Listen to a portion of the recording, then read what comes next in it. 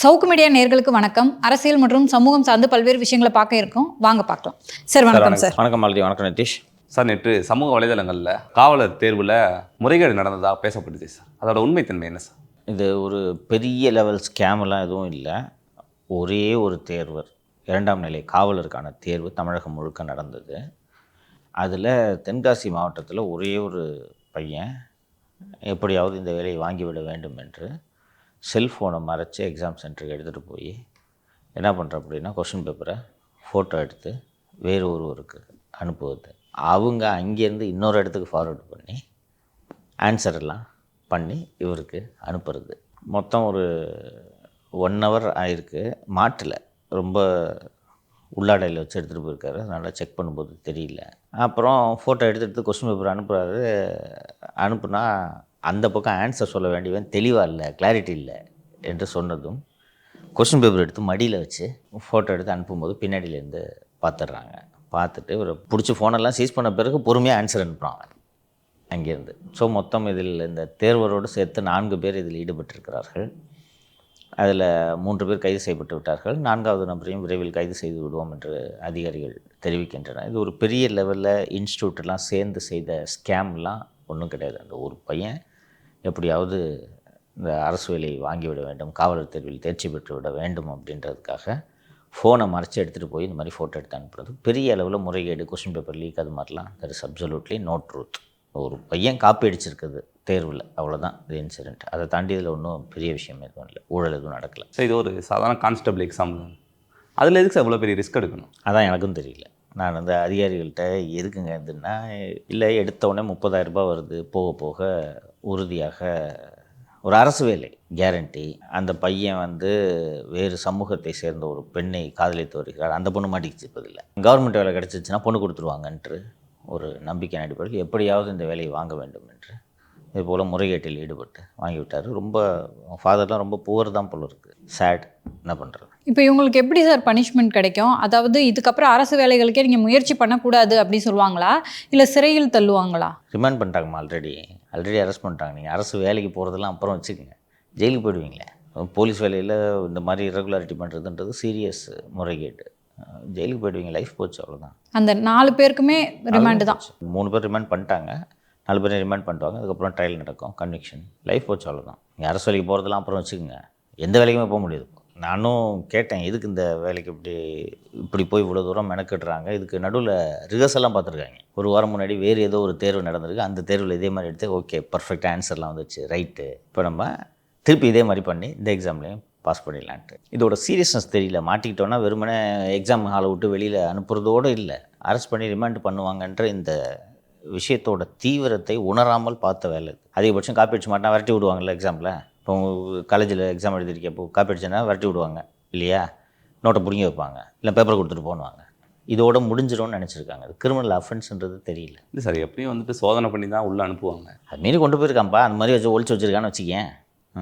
எல்லாத்தையும் வழக்கமாக சொல்லணுமா நிகழ்ச்சியிலேயே? அவனோட காதல் தியாகத்தை பாருங்கள் சார். போச்சு, இப்போ காதல் கருகிடுச்சு. இப்படி இவ்வளோ ரிஸ்க் எடுக்கிறதுக்கு உட்காந்து படிச்சுட்டு போயிருந்துருக்கலாமே சார். அதான் எனக்கும் தோணுச்சு. இவ்வளோ கஷ்டப்பட்டு மெனக்கட்டு 4 பேர் சேர்ந்து ஒருத்தனை ஆன்சர்லாம் பார்த்து அனுப்ப சொல்லி ட்ரையல் பார்த்து, இது அதோட படிக்கிறது ஈஸியாச்சே. 10th ஸ்டாண்டர்டில் தான் கொஸ்டின் பேப்பர் செட் பண்ணுறாங்க. 10வது சிலபஸில் எடுக்கிற கொஸ்டினை கிராக் பண்ணுறதுன்னா அவ்வளோ கஷ்டமாக? காவலர் தேர்வுக்கெலாம் ரொம்ப கடினமாலாம் இருக்காது, கிராக் பண்ண முடியும். கொஞ்சம் மெனக்கிட்டால் போதும், 6 மாதம் உட்காந்து படித்து அடிச்சிடலாம். நீங்கள் இந்த காதலிக்கிற பொண்ணு கூட சேர்ந்து உட்காந்து படிங்க, முடிஞ்சு போச்சு. உண்மையிலே எனக்கு புரியல, எவ்வளோ மெனக்கிட்டு எங்கே ஒழிச்சு வைக்கணும் ஃபோனை, இங்கேருந்து எடுத்து இங்கே அனுப்பணும், அவர் ஆன்சரை பார்த்து அனுப்பணும், இதுக்கு ரிஹர்சல்லாம் பார்க்குறீங்க. கொஞ்சம் கொஞ்சம் படித்தா கிராக் பண்ணிடலாம் இதை. சார், செங்கல்பட்டு மாவட்டம் ஊனமாஞ்சேரி அருகே ஒரு காட்டு பகுதியில் ஒரு பாலம் கட்டுறாங்க, மிக நீளமான ஒரு பாலம். ஆனால் அந்த பாலம் யார் கட்டுறாங்கன்னு சொல்லிட்டு செய்தியாளர்கள் போய் சரின்னு சொல்லிட்டு எல்லாத்தையும் விசாரித்து பார்த்தா எந்த ஆஃபீஸருக்குமே யார் பாலம் கட்டுறாங்கன்னே தெரியலையா சார். ஆனால் எத்தனையோ ஊரில் பாலம் கட்டுங்கடான்னு பல விட மனு கொடுத்து ஒரு பாலம் கட்டுறது இல்லை. இங்கே எவனே தெரியாத ஒரு புண்ணியவானு பாலம் கட்டிக்கிருக்கானா சார் காட்டுக்குள்ள? எந்த துறை கட்டுதுன்னே தெரியலன்னு சொல்றாங்க சார். ஏதோ ஒரு பாம் த்ரெட் பண்றாங்க அப்படின்னா ஒரு இமெயில் அனுப்ப போறாங்க, அதை கண்டுபிடிக்க முடியலன்னா கூட புரிஞ்சுக்க முடியுது. ஒரு பாலம் கட்டிட்டு இருக்கிறத எப்படி சார் கண்டுபிடிக்காம போறாங்க?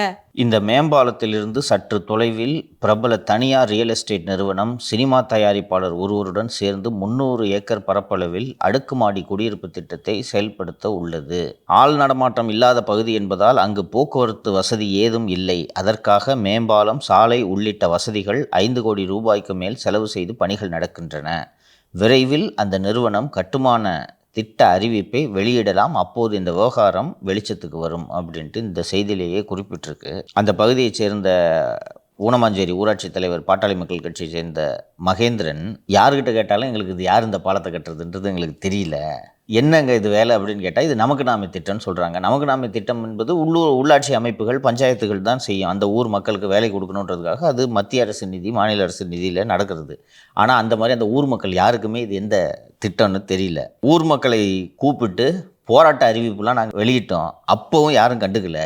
யார் இந்த பாலத்தை கட்டுறது, எதுக்கு கட்டுறாங்கன்றது யாருக்குமே தெரியல. ஆளே இல்லாத இடத்துல ஒரு பாலத்தை கட்டிக்கிட்டு இருக்காங்க என்று அந்த பஞ்சாயத்து தலைவர் மகேந்திரன், எனக்கும் தெரியலிங்க எதுக்கு நடக்குதுன்னு. அவர் தான் அந்த ஊர் பஞ்சாயத்து தலைவர், அவருக்கே தெரியல. ஸோ இது கட்டுமானமாக இருக்கலாம், இது தனியார் கட்டுமானமாக இருக்கலாம், அல்லது வேறு எந்த துறையும் இது கட்டுமானம் இப்படி யாருக்குமே தெரியாமல் எந்த விதமான திட்ட மதிப்பீடும் இல்லாமல் கட்டுமானம் செய்வதற்கான வாய்ப்பில்லை. ஸோ யார் இந்த பாலத்தை கட்டுறது? இந்த பாலம் உரிய அனுமதி பெற்று கட்டப்படுகிறதா? ஏன்னா நீர்நிலைகள் மேல் இந்த பாலம் கட்டப்படுகிறது. இந்த ஊரில் சித்தேரி, பெரிய ஏரி அப்படின்ட்டு 2 பெரிய ஏரி இருக்குது. ஒன்று 100 ஏக்கர், இன்னொன்று 116 ஏக்கரில் இருக்குது. அப்போ அதில் பாலம் கட்டுறாங்கன்னா அங்கே அந்த தினமலரில் பப்ளிஷ் ஆகிருக்கு அந்த ஃபோட்டோவிலே பார்த்தா ஏரியை ஒட்டி தான் இந்த பாலம் போகுது. அப்போது யார் அனுமதி கொடுத்தது? எந்த அடிப்படையில் இது கட்டுகிறார்கள்? தமிழ்நாடு கவர்மெண்ட்டில் தான் இது மாதிரியான வினோதமான விஷயங்கள்லாம். அதான் சார், 4 துறை பர்மிஷன் கொடுக்கணும்னு சொல்லியிருக்காங்க சார். அப்போ எப்படி கட்டுறாங்க? இல்லை, அதிகாரிகளும் எப்படி கண்டுக்காமல் இருப்பாங்க? காசை கொடுத்தா எது வேணாலும் செய்வாங்கப்பா, ஆஃபீஸே விற்றுருவாங்கப்பா. உனக்கு தெரியாது இங்கே இருக்கிற ஆஃபீஸருங்களை பற்றி. ஒரு செய்தியாளர் போய் அங்கே ஃபோட்டோ எடுத்துகிட்டு இப்படி நியூஸ் பண்ணுறது வரைக்கும் யாராவது பேசுனாங்களா அதை பற்றி? அதிகாரி தலையிட்டு இருக்கணும்ல. யாரையா நீங்கள் பாலம் கட்டிகிட்டு இருக்கிறேன்ட்டு கேட்கணும்ல. எந்த அதிகாரி தலையிட்டாங்க? நீர்வளத்துறை அதிகாரிகள் இருக்கிறார்கள், பொதுப்பணித்துறை அதிகாரிகள் இருக்கிறார்கள், வனத்துறையும் லேண்டும் இதில் வருதுன்றாங்க. அப்படி இருக்கும்போது முடிச்சிட்டான்ப்பா பாலத்தை கிட்டத்தட்ட. அதாங்க சார், ராத்திரியோட ராத்திரியாக கட்டிட்டு ஓடிட போகிறது கிடையாது. டெய்லி கட்டுமான பணிகள் நடந்துட்டு இருக்குனாலே யார் உங்களுக்கு வேலை கொடுத்தாங்கன்னு கண்டுபிடிச்சிட முடியும். யாருன்னே தெரியலன்னு சொல்கிறாங்களே சார். இந்த நீர்நிலையை ஒட்டி பாலம்லாம் கட்டும்போது ரொம்ப டீப்பாக பைலிங் ஃபவுண்டேஷன் போடணும், புரியுதா? ஏன்னா அது பாலம் பெரிய பாலம், ஹெவி வெஹிக்கிள்ஸ் அதில் போகும், அந்த வெயிட்டை அது தாங்கணும் நீர்நிலையில் கட்டும்போது. ஏன்னா வாட்டர் மூவ்மெண்ட் இருக்கிறதுனால பில்லர் டேமேஜ் ஆகிடக்கூடாது. அப்போ எவ்வளோ நாளாக இந்த பில்லர் போட்டுக்கிட்டு இருந்திருப்பாங்க, எவ்வளோ நாளாக இந்த கட்டுமானம் நடந்துகிட்ருக்கு, யாருக்குமே தெரியலன்னா எப்படி நடக்கும் இது? அது மட்டும் இல்லை சார், பல பேர் மின் இணைப்பு கேட்டு பல மாதமாக உட்காந்து வெயிட் பண்ணிட்டு இருக்காங்க. இதில் எவ்வளவு கிரீவன்ஸ் இருக்குது. மின் இணைப்பை யாருனே தெரியாத மின் இணைப்பு கொடுத்து வச்சுருக்காங்க சார். நடக்கும், இந்த கவர்மெண்ட்டில் எல்லாமே நடக்கும். ப்ரீவியஸாக பார்த்த மாதிரி இதுவும் ஒரு வினோதமான நியூஸ் தாங்க சார். இந்த ரேஸ் கிளப்போட இடத்த ஆல்ரெடி பஞ்சாயத்து இருந்தது வச்சிருந்தவங்களுக்கும் அரசுக்கும். இப்போ அரசு கையகப்படுத்திட்டாங்க போல இருக்கு. அங்கே பார்க் கட்டுறாங்க, அவசரமாக கட்டுறாங்க. எதுக்கு அப்படி கட்ட வேண்டிய தேவையில்லை. ஏன்னா அரசுகிட்டேயே இந்த மாதிரி பார்க்லாம் கட்டுறதுக்கு சிறந்த ஆட்கள் இருக்காங்க. ஆனால் அவங்கள பயன்படுத்தாமல் கன்சல்டேஷன் யாரையோ வச்சு பயன்படுத்துகிறாங்க. ப்ளஸ் அந்த கன்சல்டேஷன் யார் பண்ணுறாங்க அப்படின்ற தகவல்லாம் கொடுக்கல அப்படின்னு ஒரு நியூஸ் வந்திருக்கு சார். நாம் இதற்கான டெண்டர் வெளியிடப்பட்ட போதே நாம் இந்த விஷயத்தை பற்றி விவாதித்தோம். ஜூன் மாதம் இந்த கிண்டியில் ரேஸ் கிளப் இடத்துல பார்க்கு கட்டுறதுக்கான கன்சல்டன்ட்டு வேண்டும் என்று டெண்டர் விடப்பட்டிருந்தது. இன்னொன்று இந்த கன்சல்டன்ட்னு போட்டு கன்சல்டன்ட் வழியாக தான் இவங்க காசு சம்பாதிக்கிறாங்க.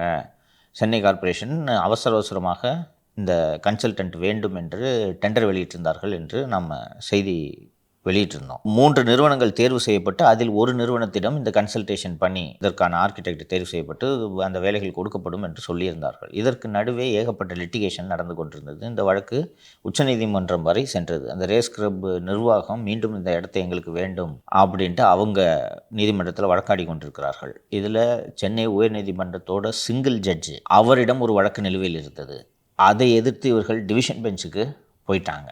டிவிஷன் பெஞ்சு ஒரு ஆர்டர் போடுறாங்க. இன்னொன்று, அந்த டிவிஷன் பெஞ்சை விசாரிக்கும் போது அந்த டிவிஷன் பெஞ்சின் மூத்த நீதிபதியாக இருந்த நீதிபதி SM சுப்பிரமணியம் இதை விசாரிக்கக்கூடாது என்று ரேஸ் கிளப் தரப்பில் முறையிடப்பட்டது. அப்போது அதுக்கு என்ன சொன்னாங்கன்னா, ஏதோ அவர் வழக்கறிஞராக இருந்த காலத்தில் அவர் ரேஸ் கிளப்புக்காக வாதாடி இருக்கிறார். அதனால் இப்போது அவர் ஜட்ஜாக இருக்கார், அதனால் அவர் இப்போது விசாரிக்கக்கூடாது அப்படின்ட்டு ரேஸ் கிளப் தரப்பில் முறையிடப்பட்டது. அப்போது ஜட்ஜு, நான் வக்கீலாக இருந்தானே என்ன இந்த கேஸ் எல்லாம் விசாரிக்கக்கூடாதா, நான் தான் விசாரிப்பேன் என்று சொல்லிவிட்டார். அதில் ஏதோ ஒரு உத்தரவு பிறப்பிக்கப்பட்டு அதற்கு எதிராக ரேஸ் கிளப் தரப்பில் உச்சநீதிமன்றம் செல்கிறார்கள். அதாவது இந்த பணிகளுக்கு, இந்த பூங்கா அமைக்கும் பணிகளுக்கு தடை விதிக்க வேண்டும் என்று உச்சநீதிமன்றம் செல்கிறார்கள். உச்சநீதிமன்றம் உயர்நீதிமன்றத்தின் உத்தரவில் நாங்கள் தலையிட விரும்பவில்லை, உங்களுக்கு என்ன கிரீவன்ஸ் இருக்குதோ அந்த கிரீவன்ஸ் எல்லாம் போய் நீங்கள் அங்கேயே முறையிடுங்கன்னு சொல்லிட்டாங்க. இப்போ நீங்கள் அதே ஜட்ஜிக்கிட்ட போய் திருப்பி மாட்டிக்கிட்டீங்களா, மாட்டிக்கிட்ட உடனே அவர் நான் ஸ்டே எல்லாம் கொடுக்க முடியாது என்று சொல்லிவிட்டார்.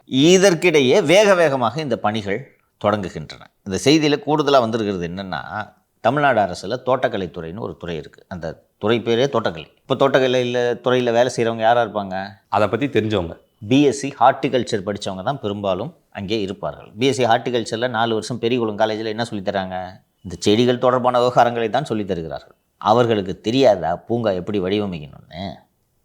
எதுக்கு இப்போ கன்சல்டண்ட்டுக்கு நீங்கள் டெண்டர் வெளியிட்டீங்க? 25 கோடி அந்த டெண்டரு பூங்காவுக்கு. இந்த நான் தான் அன்னைக்கு நம்ம நிகழ்ச்சியில் பேசும்போது சொன்னோம், ChatGPTயில் எனக்கு இந்த 25 ஏக்கரில் எனக்கு ஒரு பூங்கா டிசைன் பண்ணி கொடுன்னா டிசைன் பண்ணி கொடுக்க போகுது, எங்கெங்கே என்னென்ன செடி வைக்கணும்னு. இதுக்கு எதுக்கே கன்சல்டன்ட் கொடுக்குறீங்க? கன்சல்டண்ட்டை பயன்படுத்தி தான் சேகர் பாபு தொடர்ந்து காசு அடிச்சுக்கிட்டு இருக்கிறாருன்ட்டு நம்ம பேசியிருந்தோம். ஸோ இப்போ அந்த கன்சல்டண்ட்டுக்கு டெண்டர் விட்டாங்களா?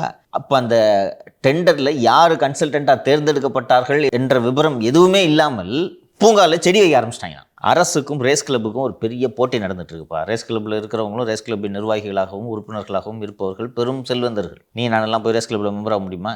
20 லட்ச ரூபா எனக்கு தெரிஞ்சு மெம்பர்ஷிப்புக்கு மட்டும். அதுக்கப்புறம் வருஷம் ரெனியூவல் சார்ஜ் இருக்குது. இன்னொன்று, அந்த மெம்பர்ஷிப்பும் எளிதாக கொடுக்க மாட்டாங்க, புரியுதா? அதுக்கு பரிந்துரை வேணும். எம்ஏஎம் ராமசாமி பரிந்துரைத்தால் கிடைக்கும், அவரோட மகன் முத்தையா பரிந்துரை செய்தால் கிடைக்கும். IAS IPS அதிகாரிகளுக்கு கொடுத்து விடுவார். இல்லை, அதனால என்ன பெனிஃபிட்?